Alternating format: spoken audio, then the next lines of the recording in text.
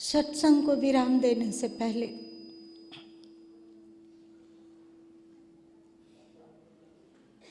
बता दूं कि बीजक में 84 रमैनी क्यों है।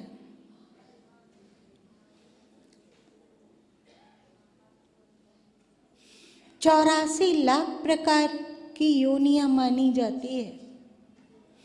कहा जाता है कि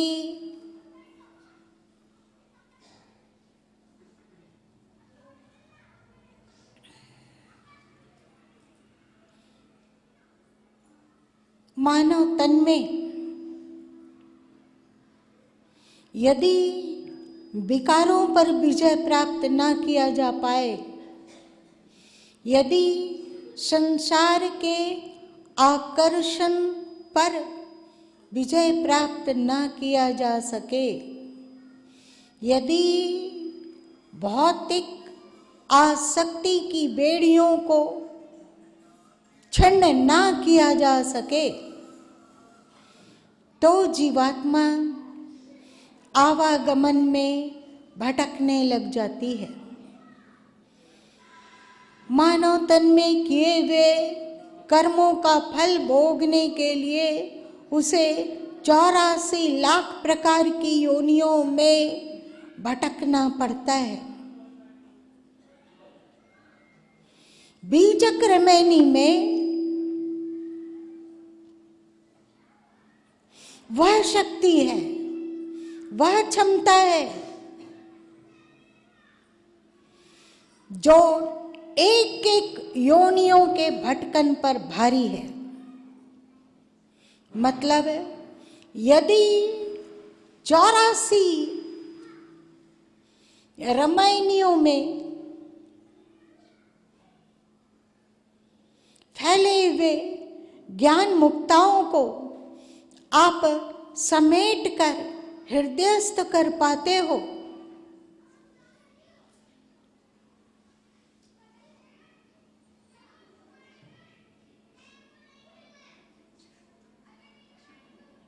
तो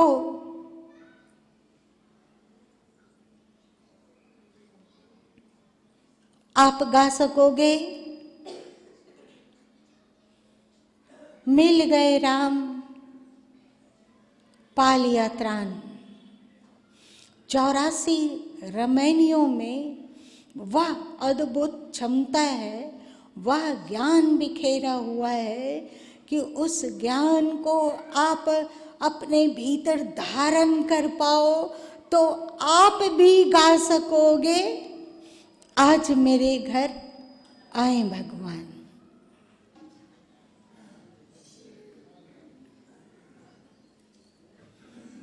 इसी पद में गुरु माँ ने लिखा,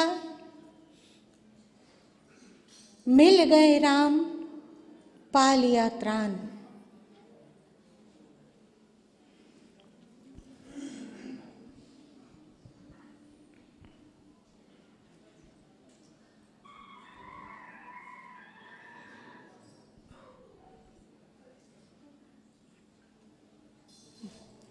गाओ।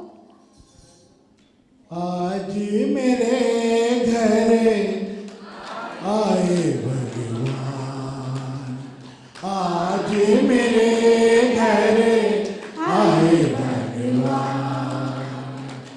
जयति जयति जय देव दयालु, जयति जयति जय देव दयालु। मंगल मूर्ति मंगल निधान, आज मेरे घर आए भगवान, आज मेरे घर आए भगवान। जयति जयति जय देव दयालु, जयति जयति जय देव दयालु।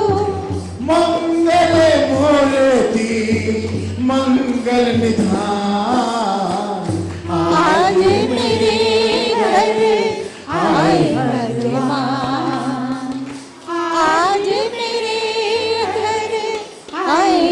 भगवान। सत्य सनातन सुंदर सुखमय शांति प्रिय करुणागार। सत्य सनातन सुंदर सुखमय शांति करुणागार।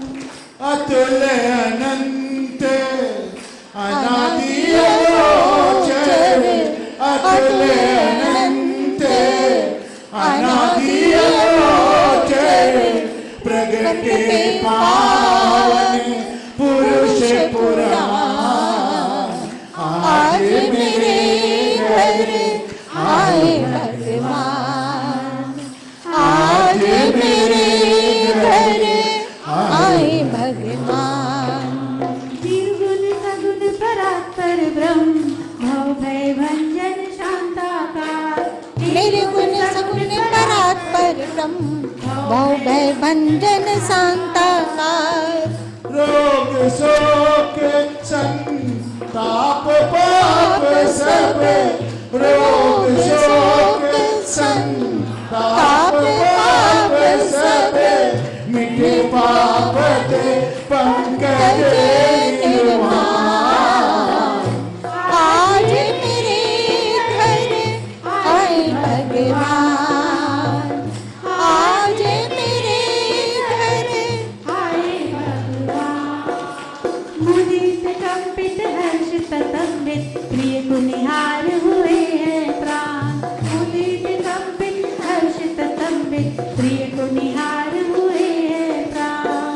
प्रभु आए बाहर आ गई, प्रभु आए बाहर आ गई। अब नहीं जाना दो वरदान। आज मेरे घर आए भगवान। आज मेरे घर आए भगवान। गुरु ने गोविंद को लखाया, गोविंद अंक दिया स्थान।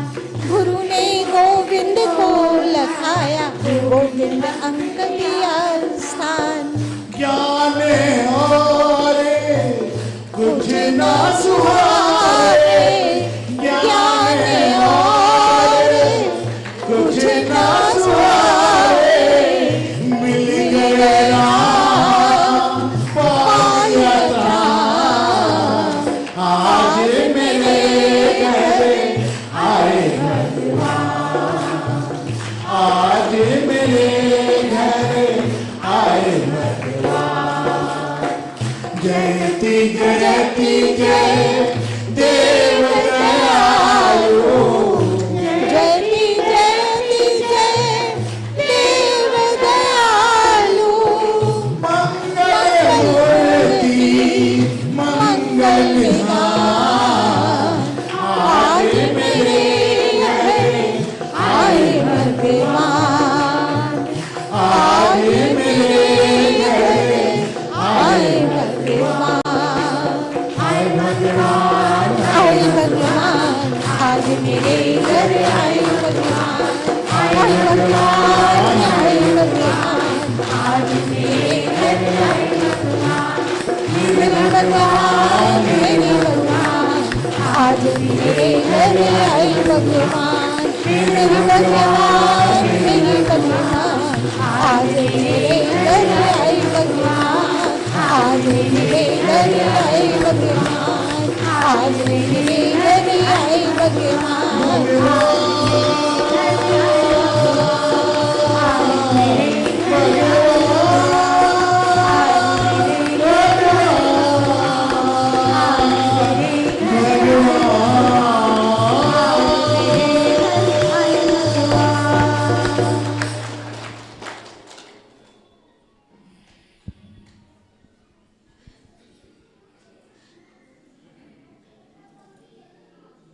ये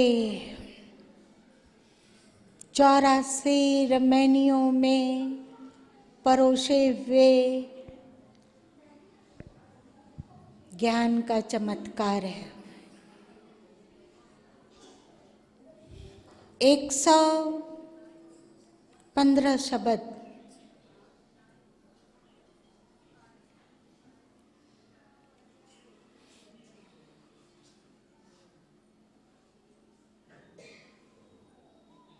योगीराज भगवान शंकर ने अपने द्वारा उपदेशित ग्रंथ विज्ञान भैरव में आध्यात्मिक साधन का सार निचोड़ भर दिया है। उनका ग्रंथ विज्ञान भैरव तंत्र, विज्ञान का अर्थ होता है चेतनता, मतलब स्वस्वरूप, मतलब अपनी आत्मा, और भैरव का अर्थ होता है अपनी आत्मा और प्रकृति, प्रकृति और जीव को, आत्मा को विज्ञान शब्द से भगवान शंकर ने संबोधित किया। प्रकृति और जीवात्मा से परे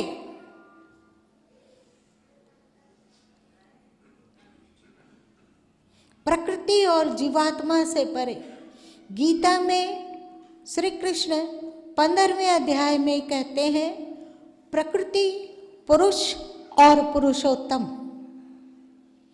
प्रकृति तो आप देख रहे हो, पुरुष मतलब जीवात्मा, और इस प्रकृति और पुरुष से परे पुरुषोत्तम परमात्म तत्व। तो भगवान शंकर कहते हैं कि प्रकृति और जीवात्मा, भैरव मतलब इन सब से परे, तंत्र मतलब पहुंचने की विधा, विधि, मार्ग, रास्ता। जैसे राजतंत्र, जैसे राजा के द्वारा शासन चलाने की विधि, प्रजातंत्र मतलब प्रजा के द्वारा शासन चलाने की विधि, उसी तरह प्रकृति और पुरुष जीवात्मा से परे पहुंचने की विधा, विद्या को तंत्र कहा गया। विधि को तंत्र कहा जाता है। साधन प्रणाली का, साधन की प्रक्रियाओं का उसमें भरपूर वर्णन मिलता है। भगवान शंकर देवी पार्वती को उपदेश करते हुए कहते हैं कि मानव जीवन में, मानव शरीर में 112 मार्मिक स्थल है, मार्मिक स्थान, जिसे कि एक्यू प्रेशर वाले कहते हैं कि उन्होंने खोज लिया है। पता नहीं एक्यू प्रेशर वाले ने कौन सी मार्मिक स्थान ढूंढी है, वो तो पता नहीं, पर भगवान शंकर ने कहा कि नाड़ियों और ऊर्जा का बहाव होता है, और जहाँ नाड़ियाँ और ऊर्जा आपस में गुत्थम गुत्थ होकर एक होकर आगे बढ़ती है, उस गुत्थम गुत्थ वाले स्थान को मार्मिक स्थान कहा जाता है। इसी को चक्र भी कहा गया। तो आप जिस शरीर में बैठे हो, जिस शरीर को मेरा मेरा कर रहे हो, उस शरीर में 112 चक्रों की उपस्थिति है, जिसमें 108 8 प्रमुख है, उनमें से भी 8 और अधिक सूक्ष्म है और उनमें से भी 6 को प्रमुख पावर सेंटर माना गया। पर छोटे बड़े सभी पावर सेंटरों की गणना करके भगवान शंकर ने अपने अनुभवों से 112 कहा। मतलब हम लोगों के शरीर में 112 पावर सेंटर है और 2 चक्र इस शरीर से परे सिर के ठीक ऊपर शून्य में विराजित है। इस तरह 114 पावर सेंटर हुए। ये पावर सेंटर तो है, पर इसमें पावर कहीं और से आता है। इसकी चर्चा सदगुरु कबीर साहब ने 24वां शब्द में भली भांति किया है। आप लोग बीजक के 24वां शब्द को देखना। तो इस पावर सेंटर में किसका पावर है, कहाँ से पावर आ रहा है? तो 114 पावर सेंटर मतलब 114 चक्र, और इन चक्रों से पार जाने के लिए भगवान शंकर ने 112 प्रकार की ध्यान प्रणाली बतलाई। 2 गुप्त ध्यान विधि भी उसमें छुपा हुआ है। इस तरह 114 साधन का भगवान शंकर के द्वारा विज्ञान भैरव तंत्र में उपदेश किया गया।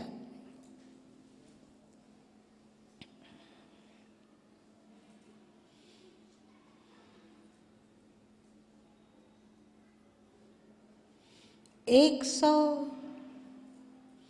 114 प्रकार के ध्यान, इनको मुख्यतः 4 भागों में बांटा जा सकता है।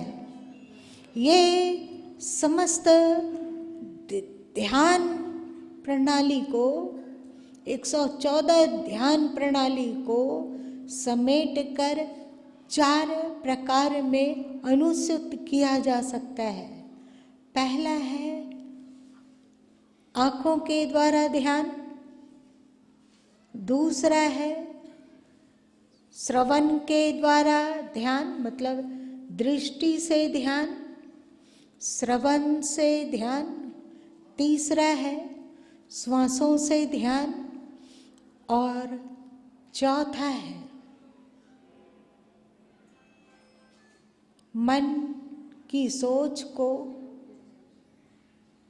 मन के सोच और जो कुछ हो रहा है उसके साक्षित्व का ध्यान।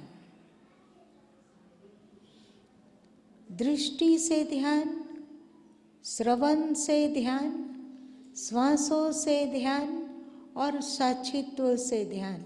इस प्रकार संसार में जितने प्रकार की ध्यान प्रणालियां हैं वह इन्हीं 4 ध्यान प्रणाली को ही लोगों ने अपने तरीके से मिर्च मसाला चाट पाउडर इत्यादि डालकर अपना अपना नाम देकर ध्यान प्रणालियों को चलाया, पर मूल ध्यान ये 4 ही है। दृष्टि से होने वाला ध्यान, दृष्टि से होने वाला ध्यान जैसे त्राटक का ध्यान, जैसे आप मंदिर में हो अथवा सद्गुरु के आकार का ध्यान को आप बार बार अंतस में लाना चाहते हो, और वो आकार जब आ जाता है आपके हृदय में तो आप टकटकी लगाकर उनके चेहरे को देखते रहते हो, उनके मुख कमल को देखते रहते हो और देखते रहते हो, फना हो जाते हो देखने में। इस देखने की क्रिया में जिनका भी आकृति आपके मन में घूमेगा अथवा आप जिनकी भी आकृति अपने मन में बसा लोगे और उसका चेहरा, जिसका चेहरा बार बार आपके अंतस में उभर आता है, तो उस व्यक्ति का जो भी गुण होगा अथवा दोष होगा अथवा अच्छाई होगी अथवा बुराई होगी, वो आपके जीवन में उतरने लगेगा।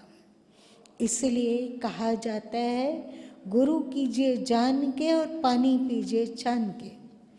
गुरु का ध्यान करने से पहले अच्छा से जांच लो, परख लो, जांच पड़ताल कर लो कि क्या वे आत्म साक्षात्कार से गुजरे, क्या वे उस अस्तित्व में स्थिर हो रहे हैं, क्या उनके जीवन से निर्विकारिता छलकने लगी है, क्या उनके जीवन में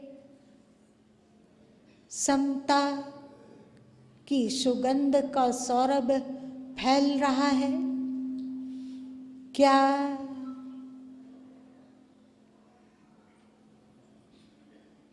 वे प्रशंसा से फूलकर कुप्पे नहीं होते और निंदा से विचलित नहीं होते हैं, क्या उनके अंतस से राग और द्वेष मिट गया है, क्या उनके अंतस में राग द्वेष नहीं है, क्या वे राग द्वेष से मुक्त होकर व्यवहार कर पाते हैं। जो भी यथोचित व्यवहार हो सबको करना, पर बिना राग द्वेष का। अगर ऐसे गुरु मिल जाते हो तो उस गुरु को अपने अंतस में बसा लो।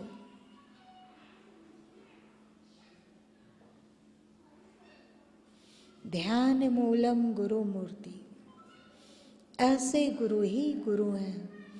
उनके स्वरूप को, उनके आकार को अपने हृदय में बसा लो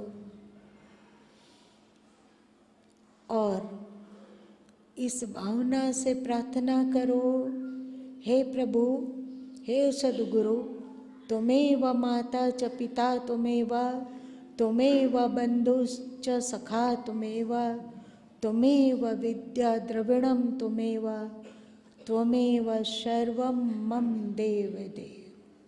हे देवों के देव गुरु गोविंद, तुम मेरे सर्वस्व, त्वमेव सर्वस्व, तुम मेरे सर्वस्व, तुम मेरे देव, देवों के भी देव हो, तुम मेरे माता पिता हो, तुम मेरे बंधु सखा हो। बस उनके चरणों पे दृष्टि रखो अथवा उनके मुख कमल में दृष्टि रखो,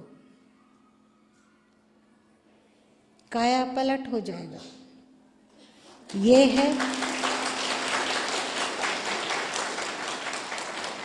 है दृष्टि का ध्यान, देखना। दूसरा है श्रवण।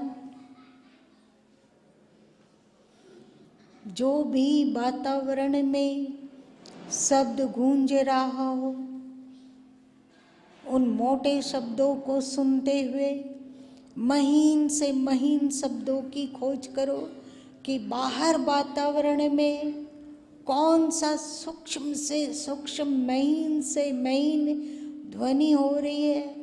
उसको सुनने में अपने कान को लगा दो, पूरी वृत्ति को लगा दो।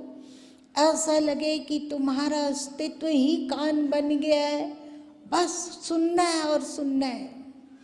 जैसे दिन को झिंगुर की आवाज़ सुनने की कोशिश करो। रात में तो झिंगुर की आवाज़ सुनाई पड़ जाती है, संध्या को भी सुनाई पड़ती है, पर दिन दोपहर में सुनने की कोशिश करो। अथवा 4-5 जन हो, 8-10 जन बैठे हुए ध्यान कर रहे हो, अथवा आपस में बातचीत हो रही हो, तो घड़ी भी यदि वहाँ है तो घड़ी टिक टिक टिक टिक कर रही होगी, उसमें अपने कान को लगा दो, लगाओ, सुनो। गुरु माँ तो बहुत दिनों तक, जब गर्मी का दिन आता तो पंखे की शोर में झिंगुर की आवाज़ खो जाती, तो पंखे की ध्वनि को सुनना कि पंखे की चलने से कैसी ध्वनि निकल रही है, मच मच मच मच, या राम राम राम राम, क्या निकल रही है। जाकी रही भावना जैसी, प्रभु मुहूर्त देखी तिन तैसे।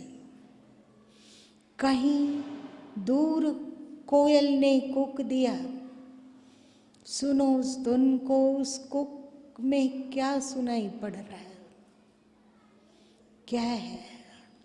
कहीं वो कोयल राम राम तो नहीं कह रहा।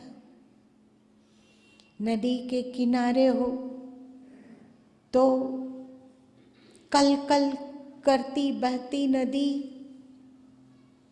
कल कल को सुनो। पानी का छलकना, पानी की ध्वनि में अपनी वृत्ति को स्थिर कर दो, स्थिर करो और स्थिर। फिर बाहर सुनने की कोशिश करो, जहाँ कुछ ना हो। सरकार प्रभु 1:30 बजे रात को उठा करते थे, अथवा आधी रात में उठकर साधक ध्यान करते हैं।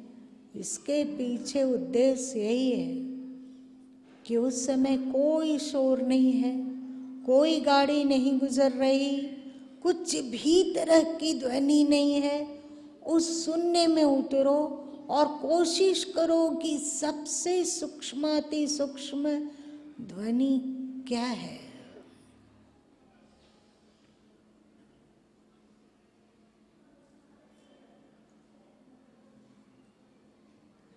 जब बाहर की शून्यता का अनुभव कर लो तो अपने भीतर उतरो, डूबो और देखो कि तुम्हारे शरीर के भीतर भी क्या कोई ध्वनि हो रही है। दिल की धड़कन तो सुनाई पड़ती है, बढ़िया से अनुभव करो धड़कन को।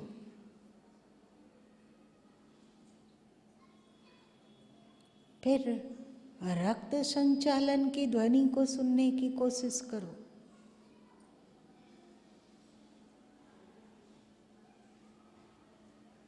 सुनने में उतरो, मन मौन होगा तभी सुन सकोगे।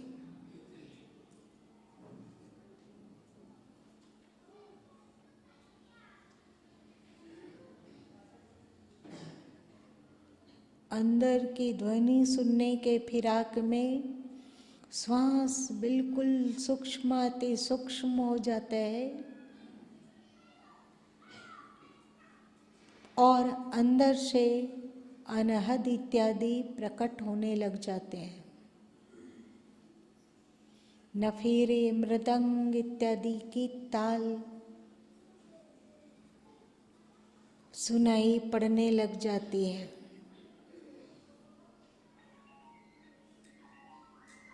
और अधिक डूबो, और अधिक अंतस चिताकाश में उतरो। आकाश कहा जाता है सुनने को, चिताकाश में उतरो मतलब चित्त की शून्यता में उतरो और ढूंढो कि ये ध्वनि कहाँ से आ रही है। ध्वनि को ही सब कुछ मत मानो। ये मृदंग, ये थाप, ये बांसुरी, ये नफीरी, ये सत्य नहीं है। ध्वनि आ कहाँ से रही है, उद्गम इसका कहाँ है, उस उद्गम तक पहुंचने की कोशिश करो। यह सब श्रवण ध्यान है। ठीक है। तीसरा संक्षेप में बताया जाए तो तीसरा है श्वासों का ध्यान। प्राणायाम इत्यादि श्वासों को देखना, मन लगाना श्वासों में। श्वास लिया जा रहा है, श्वास छोड़ा जा रहा है, श्वास लिया जाता है, श्वास छोड़ा जाता है। इसी को देखो। श्वास लेने में फेफड़े फैलते हैं, श्वास छोड़ने में फेफड़े सिकुड़ते हैं। इसी को देखो। श्वासों को देखते देखते मन मौन होने लग जाता है। मन वर्तमान में स्थिर होने लग जाता है। मन चुप होने लग जाता है। और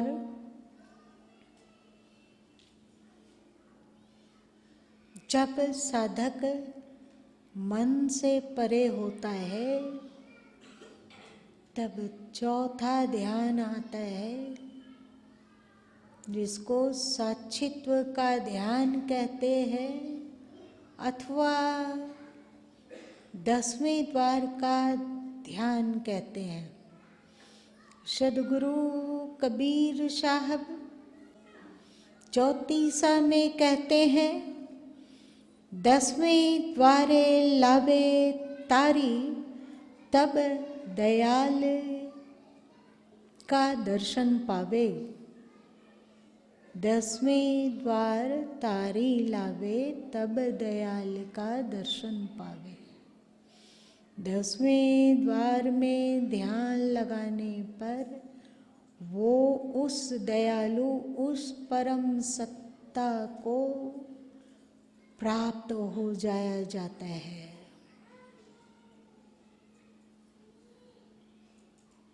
भ्रिकुटी का ध्यान 10वें द्वार में प्रवेश करने का मार्ग है।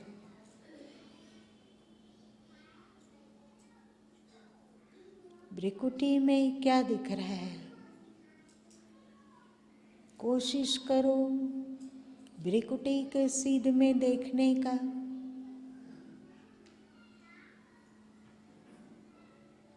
प्रकाश है कि अंधेरा है? यदि प्रकाश दिख रहा है तो वो किस आकार का है? गोल है, लंबा है, चौकोर है, क्या है? अथवा प्रकाश का रंग क्या है, उसी को देखो। देखते देखते देखते देखते देखते सहज शून्य मन सुमिरते, प्रकट भइक जोत बलिहारी तिहि पुरुष की निरालंब जो होत। सहज शून्य मन सुमिरते, यही शून्य मन से सुमिरन है, जहाँ कोई राम अथवा ओम अथवा हरि अथवा शिव कोई जाप नहीं, शून्य है। शब्द से निशब्द की ओर जाना। प्रकट भई एक ज्योत, वो एक ज्योति जो स्थिर है, जो शाश्वत है, वो प्रकट हो जाती है। बलिहारी तिहि पुरुष को निरालंब जो होत, उस पुरुष की बलिहारी है जो निरालंब होकर कुछ देर भी स्थिर हो पाता है। जब ना शरीर का अवलंबन हो, ना मन का अवलंबन हो, ना बाहर का अवलंबन हो, ना भीतर का अवलंबन हो, ना जहाँ आकार है, ना जहाँ निराकार है, ना जहाँ रात है, ना जहाँ दिन है, उस निरालंब स्थिति में स्थिर होना ही अस्तित्व में अस्तित्व को उपलब्ध होना है। जब मन से परे हो जाया जाता है, तब बिना मन का जो शांति, जहाँ उस शांति की व्याख्या करने वाला कोई नहीं है, क्योंकि मन के बिना वो शांति कैसा लग रहा है इसको कहा ही नहीं जा सकता है। तो जहाँ मन है ही नहीं, कोई व्याख्या नहीं, केवल चुप्पी, केवल शून्यता, इसी को सदगुरु कबीर साहब ने कहा, शून्य महल में दिए ना बार ले, आसन से मत डोल रे, तो को पीऊ मिलेंगे। इस शून्य महल में होश का दिया जला लो, आसन से मत डोलो, इस शून्य महल में कुछ देर स्थिर होना सीखो। ये है 4 ध्यान। भगवान शंकर के द्वारा बताया गया 112 ध्यान और 114 ध्यान को समेट कर 4 भागों में बांटा गया और चारों ध्यान को आपको बतलाया गया। तो 114 चक्र हो गए, 114 पावर सेंटर हो गए, पर इन सब में पावर है कहाँ? वो क्या है? वो कौन है? वो है 15वां। सदगुरु कबीर साहब ने अपने 115 शब्द में, उन्होंने बीजक में 115 शब्द कहा, 115 पद का उपदेश किया। इस 115 शब्द में वो सभी ध्यान, सभी गुप्त साधन प्रणाली अनुसूत है, समाहित है। और इसी शब्द में वह एक ईश्वर में जो फना, लय हो जाना, समा जाना, खो जाना, डूब जाना भी शब्द प्रकरण आपको उपदेश करता है। इसलिए सरकार प्रभु बीजक से इतना प्रेम किया करते थे। समझ में आई बात? अब आप कहोगे कि ये आकाश पाताल की बात सुनकर तो जी घबराने लगा है कि इतना साधन, इस तरह का अभ्यास, ना बाबा, ये हमारे बस की बात नहीं है, ये तो नहीं पार लगने वाला है। यदि अभ्यास साधन पार लगता हो तो करो, बीजक में डूबो और बीजक में दिए गए इशारों से आगे बढ़ो। और लगता हो हरा हुआ कि इतना नहीं हो पाता है, तो जितना हो पाता है उतना करो, और कर पाते हो तो भी ठीक, और नहीं कर पाते हो तो भी ठीक, चलेगा। बस एक बात की आवश्यकता है। एक बात भी कह रहे हैं, आप लोग उब रहे हो क्या? सुनने की इच्छा है तो सुनो। ऐसा हुआ कि एक वन में एक संत रहा करते थे। संत ध्यान में रत रहते और जब ध्यान से उपरत होते तो कंद मूल फल वन का तोड़ लाते, उसी का भोजन कर लेते, जो थोड़ा पा लेते और फिर ध्यान में बैठ जाते। उस वन में एक किरात जंगली पशुओं का शिकार करने आया करता था। जब किरात उस रास्ते से गुजरता तो संत को ध्यान करते हुए देखता तो किरात श्रद्धावश संत को प्रणाम कर लिया करता था। संत को प्रणाम कर लिया करता था। जब भी वह उस वन में आता शिकार करने तो संत का दर्शन जरूर होता और संत को वो हाथ जोड़कर प्रणाम कर लेता।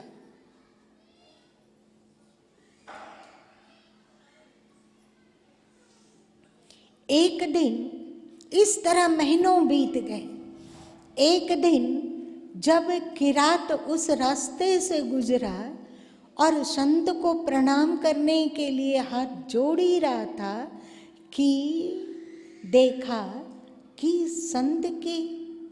संत का ध्यान खुल गया है, आंखें खुल गई है और उनके आंखों में आंसू भर आए हुए हैं। तो किरात ने संत से कहा कि महाराज, मैं तो यहाँ जंगली पशुओं का शिकार करने आता हूँ, पर आप इस वन में, इस जंगल में किस शिकार की खोज में बैठे हैं? आप हमें बताओ कि आपको किस शिकार की खोज है? आप किस जंतु को पकड़ना चाहते हो? आप हमें बता दो, मैं वो शिकार आपको लाके दे दूंगा, आप मत रोइए। तो संत और फूट फूट कर रोने लगे। तो किरात एकदम उनके चरणों में लौट गया और कहा, प्रभु बता ही दो कि आपको कौन सा जंतु चाहिए, कौन सा शिकार चाहिए। आप बताओ, आपको रोता हुआ मैं नहीं देख सकता, आप बता दो। जब तक आपका शिकार पकड़कर आपको सुपुर्द नहीं कर दूंगा, तब तक मैं शपथ लेता हूं कि ना अन्न का दाना मुख में रखूंगा, ना जल का एक घूंट मुख में डालूंगा, बता दो। तो उस संत ने कहा कि अरे वो सांवला सलोना एक छोरा है, बड़ा सुंदर है, देखने पर मन मुग्ध हो जाता है। उसी छोरे का शिकार मैं करना चाहता हूं, कैसा है वो? तो संत ने कहा कि वो छोटा सा छोरा है, बांसुरी बजाता है और अपने मुकुट में मोर पंख लगाता है।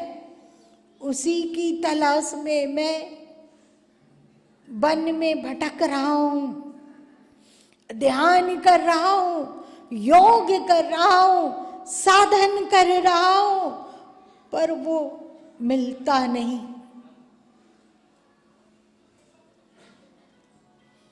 किरात ने कहा, आप चिंता मत कीजिए, आपने मुझे जिम्मा दिया ना, मैं उसे ढूंढ लाऊंगा, मैं उसे दबोच कर जहां भी होगा वहीं दबोचूंगा उसे और आपके चरणों में लापटकूंगा उसे।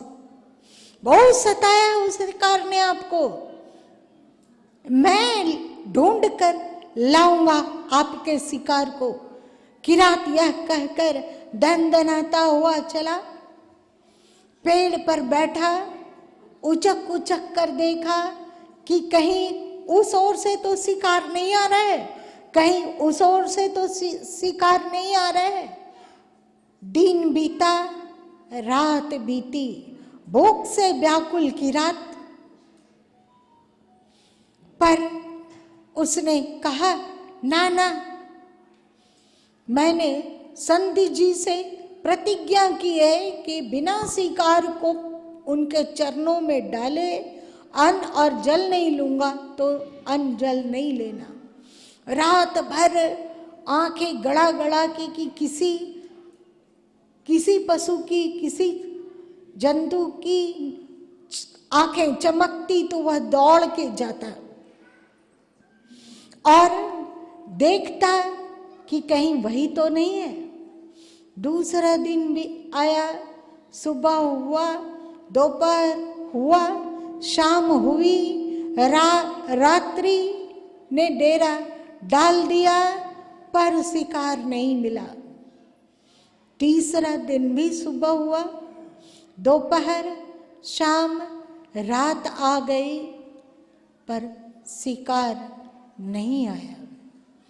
तो किरात ने सोचा कि कोई बात नहीं, या तो संत जी का शिकार उनके चरणों में ला पटकूंगा, या भूखे प्यासे संत जी का काम करते करते अपने प्राणों को त्याग दूंगा, पर अन्न और जल नहीं लूंगा। भगवान का सिंहासन डोल गया। एक 6-8 साल का छोरा, सुंदर सलोना, में और पिछ लगाए बांसुरी बजाते चले आ रहे। जल्दी से किरात ने उन पर जाल फेंका, छोरा फंस गया।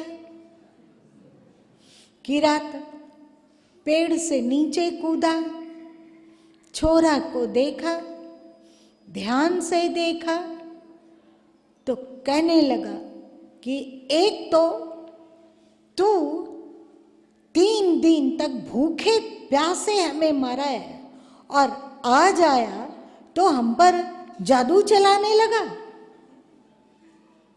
हमारे मन को मोहने लगा। यह सबसे तुम बच नहीं सकोगे। मैं तो तुम्हें संत के चरणों में डाल कर रहूंगा। जाल को अपने कंधे पर लटकाया और उस शिकार को संत के चरणों में लाके पटका। कहा, देखो मैंने तुम्हारे शिकार को खोज लिया है। बड़ा जादूगर है। जब ये फंसा तो हम पर मोहिनी जादू करने लगा। वो तो आपको याद किया तो इसके मोह में नहीं फंसा, और मैं इसे अपने कंधे पर लटका कर आपके चरणों तक पहुंचा दिया। संत जब जाल में फंसे हुए श्री कृष्ण को देखते हैं तो वे तो हा करके रुदन करने लगे, और जल्दी से जाल को हटाया और संत बोलने लग गए कि हे प्रभुवर, ये कैसी बात है कि मैं बचपन से आपकी खोज में संन्यास लेकर त्याग का जीवन अपनाकर बन बन ढूंढता फिर रहा हूं, पर आप मेरे पास नहीं आए। और इस किरात, ये किरात जो आपकी महिमा तक नहीं जानता, जो आपको पहचानता नहीं, आप के लिए कुछ त्याग नहीं किया, आपका नाम नहीं लेता, न दैविक वृत्ति को अपनाया, न आसुरी वृत्तियों को छोड़ा, न ध्यान किया, न नाम जाप किया, आप इसके जाल में फंस कर यहां आ गए। तो बालक श्री कृष्ण खिलखिला के हंस पड़े। किरात बोला कि ऐसे ही हंसकर हमें मोहित करना चाहता था, इसके मोह में मत फंसिए, अपने शिकार को संभालिए। भगवान हंसते हुए बोले कि तू ध्यान कर रहा था, तू साधन कर रहा था, तू मेरी भक्ति कर रहा था, तो जब तक तुम्हारे भीतर सांसारिकता का एक बाल भी है, तब तक मैं तुम्हारे समक्ष कैसे प्रकट हो सकता हूँ। तो संत प्रेम कोप करते हुए कहें कि जिस किरात के आगे प्रकट हुए आप, क्या उसमें सांसारिकता नहीं है? तो भगवान बोले सांसारिकता है, पर इसका तुम्हारे प्रति प्रेम, तुम्हारे आंसुओं से पसीज जाना और तुम्हें सुख पहुंचाने के लिए तुम्हारे शिकार की खोज में रात दिन भूखे प्यासे चौकन्ना होकर ताक झाक करते रहना कि कहाँ से कैसे संत जी के वांछित चीज को लेकर संत के चरणों में डाल दूं, कैसे संत के वांछित शिकार को पकड़कर संत के चरणों में डाल दूं। ये 3 दिन 3 रात तक केवल और केवल संत का ध्यान किए।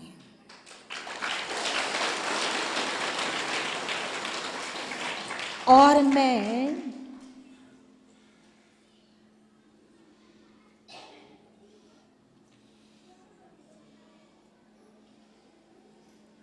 भक्ति में त्रुटि हो सकती है, पर भक्तों के प्रति प्रेम में तो भगवान वशीभूत हो जाते हैं। इसलिए सद्गुरु कबीर साहब साखी ग्रंथ में कहते हैं,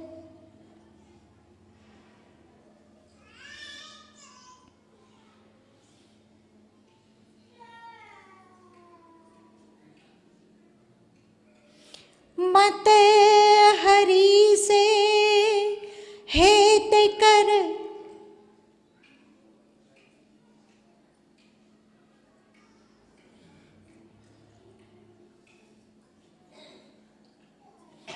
माल मुल्क हरि देते हैं, हरिजन हरि ही देत।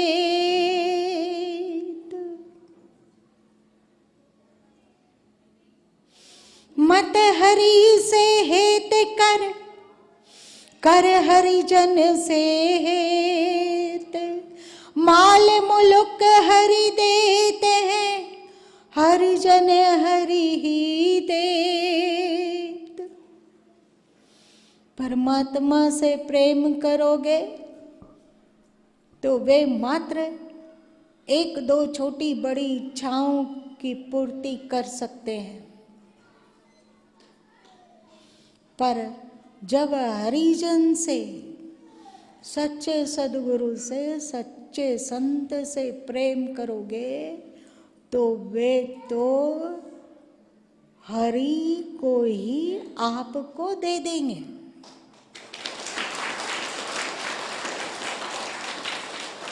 इसलिए भगवान की भक्ति से बढ़कर है संतों की भक्ति।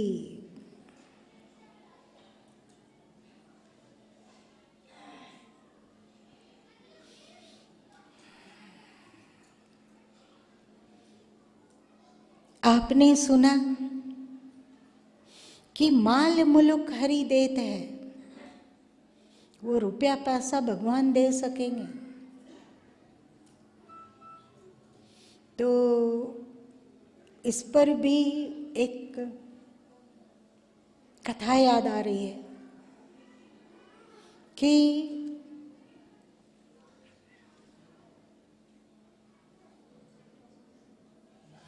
एक संत जब नदी स्नान करके बाहर निकले तो उन्होंने देखा कि एक व्यक्ति आत्महत्या करने के लिए नदी में कूदने वाला है। तो संत दौड़ कर गए और उसे पकड़े और पूछे, अरे मूर्ख, तू क्यों आत्महत्या करने जा रहा था? मानव तन जैसा दुर्लभ तन को पाकर तुम इसे आत्महत्या में बर्बाद करने जा रहे थे। क्यों मरना चाहता है?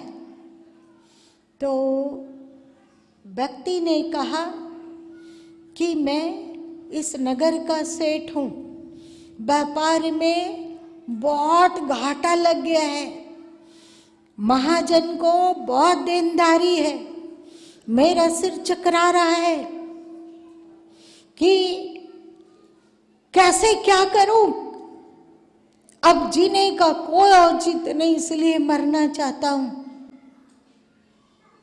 संत बोले, चल मेरे साथ, मैं अपने तपोबल से लक्ष्मी को प्रकट कर दूंगा, तू लक्ष्मी से मनवांछित धन मांग लेना।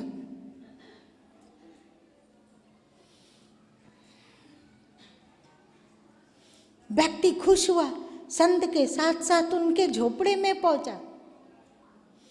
झोपड़े में पहुंचने पर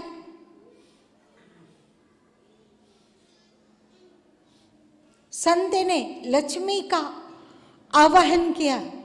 लक्ष्मी देवी प्रकट हो गई। वो इतनी सुंदर थी, इतनी तेजस्विनी थी, इतना उनमें चमक था कि सेठ मंत्र मुग्ध होकर हाथ जोड़कर दर्शन में डूब गया। जब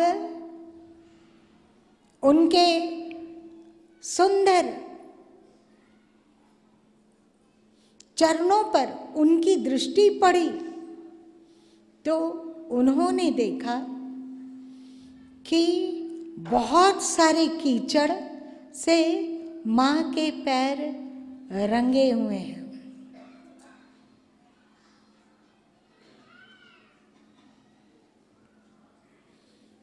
तो सेठ जी को बड़ा ताज्जुब हुआ कि माता ऐश्वर्य की अधिष्ठात्री है, इनके चरण इतने मैले कीचड़ से सने हुए क्यों है? वह माता से कहा, मां, आप इतनी वैभवशालिनी है, इतनी विलक्षण है, फिर आपके चरण कीचड़ से सने हुए क्यों हैं? तो लक्ष्मी ने कहा, संसारी लोग जो भगवान की भक्ति नहीं करते, भगवान से प्रेम नहीं लगाते और मुझसे प्रेम लगाते हैं और मुझसे ऐश्वर्य समृद्धि की कामना करते हैं, उन पापी लोग जो भगवान को भूलकर मेरे पीछे दौड़ते हैं, वे पापी लोग मेरे चरणों के पास अपना सिर पटकते हैं और उन्हीं के सिर के पाप की गंदगी से मेरे चरण मैले होते रहते हैं। इसलिए मेरे चरण मैले हैं। इन पापियों का मेरे चरणों के पास आकर सिर पटकना, परेशान हूं मैं इन पापियों से। कितना भी अपने चरणों को प्रचालित करूं, पर चरण प्रचालित रहते ही नहीं है। यह कहकर लक्ष्मी जी लुप्त हो गई। सेठ जी को होश आया, वे संत के पास पहुंचे और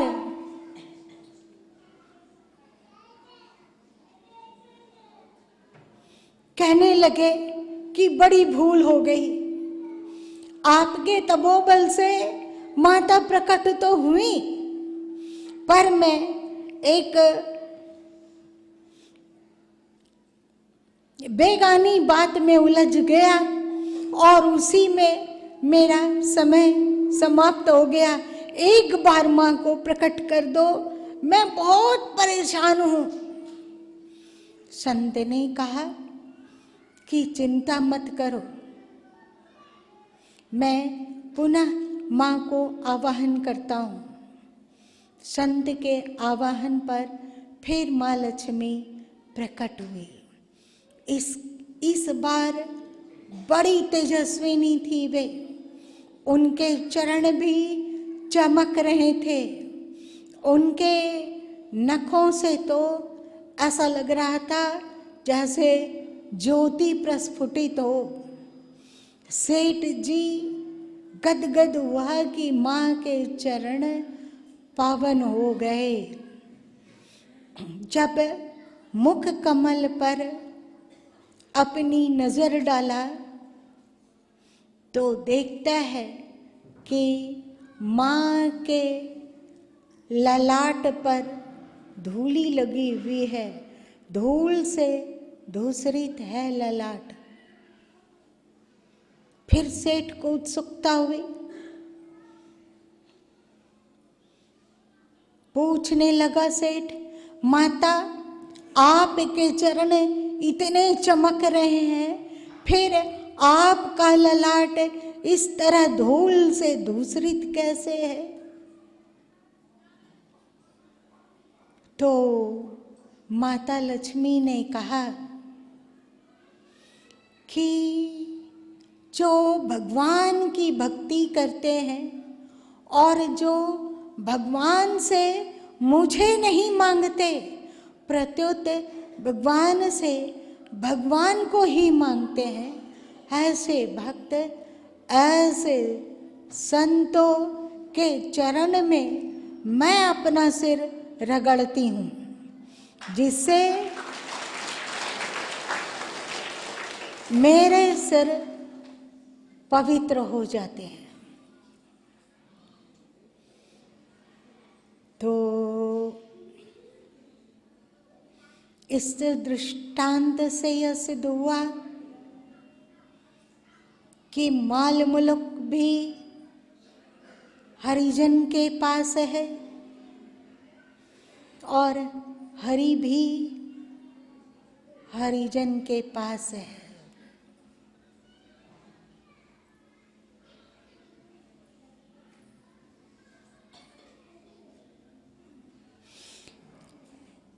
मत हरि से हेत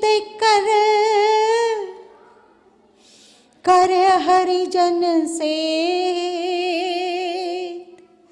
माल मुल्क हरि, माल मुल्क और हरि को हरिजन सेत मेत में दे।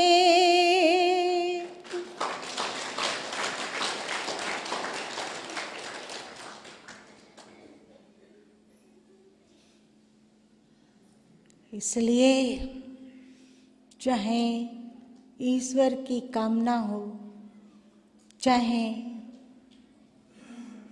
भौतिक सुखों की कामना हो, संतों से प्रेम करो, यह कहकर लक्ष्मी तो लुप्त हुई। पुनः सेठ संत के पास जाकर रोने धोने लगा। संत ने कहा, बोलो तो मैं फिर लक्ष्मी को प्रकट कर दूं। तो सेठ ने कहा, नहीं, मैंने जान लिया माँ किसको प्रेम करती है।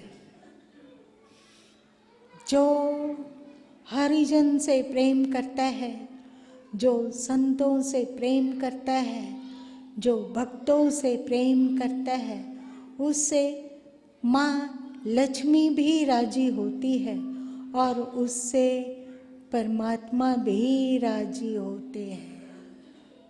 इसलिए क्या करना होगा?